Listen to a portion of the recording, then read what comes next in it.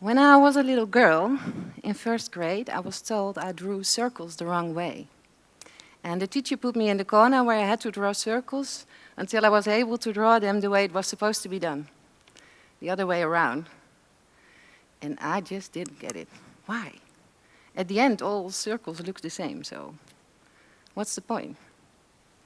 Today, I want to tell you a story about acting different and about all the amazing things that would happen if we could act different, and how I screwed up. When I got older, a similar thing like the circles happened to me at work. There was often one way to go, this is how you should do it, don't ask, just get your job done. And when I put this one way to go into a circle, it would look something like this. This is how many traditional organizations still act nowadays. For example, it's about control and rules and management by numbers, and often with a focus on a short-term profit maximization, and everything aimed at certainty and reliability and predictability. And a lot of this stuff just freaked me out. Why? Why are we acting this way? So you have to know that I'm like a rebel by nature. I was raised not to be confection. So it's kind of in my nature not to go with the ordinary flow. So that explains something. But besides, it wasn't only about my own frustration. And many people around me seem to feel the same way. And I had a bigger drive because this kind of thinking is aimed at maintaining the status quo, not breaking through. And for sure, this doesn't make people happy. So I wanted to fight the system, and I screamed out loud that it all sucked and that we need to unscrew it all. And I felt like a lonely ranger. Nobody was hearing me, and I felt like nobody's noticing and nobody's with me. So time passed by. And then one day, I met Rick Maas. He was a professor at the University of Amsterdam. And wow, finally somebody who seemed to be on the same page. And he knows stuff, you know. He's a professor, so he's the one I need. So I hooked up with him, and I started studying the fundamentals of our conventional way of thinking, the traditional way of working. And I started to play with science to find solutions. And my thought was, what would happen if we draw the circle the other way around? So I reversed it all, and the outcome looked something like this. And this is more about creating value for people, value that goes beyond money. It's about creative thinking, about innovation, about a more holistic view, and about dealing with unpredictability and uncertainty. And at that time, signs of a movement were already heading exactly this way. And the transformation, or the need for transformation in this direction, seemed to be there.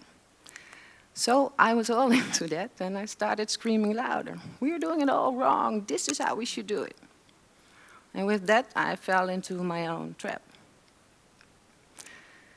So let me share three things with you where I screwed up. The first one, I had created my own tiny little world of truth, and I had ended up like the teacher in the first grade. You know, there's one way to go, this is how you should do it. And this happens to all of us. We all look from our own single perspective, and we see what we want to see, what we expect to see, and what we are used to seeing. And the danger of this kind of thinking is that it's about being right, and about truth, and about win or lose, and that it can lead to arrogance and ignoring different opinions. Bad thing. So, second screw up, even worse, it wasn't true. Because we need both. And as human beings, we are both already. And we may be treated like these are two separate worlds. And maybe it feels that way because we got stuck into our own circle. You know, like I'm stuck in my red circle here right now. We got stuck into our own circle with our own comfort zone and our own routines and habits, and we don't see the water in which we are swimming. But we need both. And we are both already. We just aren't using the full potential of who we are. Third screw up, another big one. I thought I knew it all, and I did not. I maybe knew something about the water in which we are swimming, but for sure I had not learned to swim myself. You know, acting different is like swimming. You cannot learn it by reading about it or hear stuff or screaming it out loud. You cannot learn to act different if you don't act different. So it's not enough to know. You can read things and see things, but you have to do it to become it. And I only knew stuff. So I started all over again. And I knew I had to act different myself before I could design something valuable that could help others to act different. So to make a long story short, I did, big time. Rick Maas introduced me to design thinking, and fully committed to practice what you preach, I went over another 3 or 4 more years of research, applying all these aspects myself and learned to act different. And finally, after all these years, we could design something amazing, what now is called Plan B, that guides people to act different. And the thing is, when you draw a circle on a piece of paper, one way or another, the result will be more or less the same. But it doesn't work this way with problem solving or innovation. When you act the other way around, the result will not be the same. In fact, it will be totally different. So the magic is in the process. The magic is in the way you act. So for now, I think the need for transformation is greater now than ever before. And no matter where we look, we see problems that only can be solved by acting different. So it is my drive to make change happen, and I will continue to put all my effort into the growth of this movement, and not only in education, not only in business, but also in education, because that's where it all starts.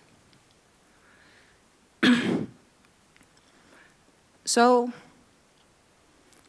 I strongly believe we can unscrew the system, because together we are the system.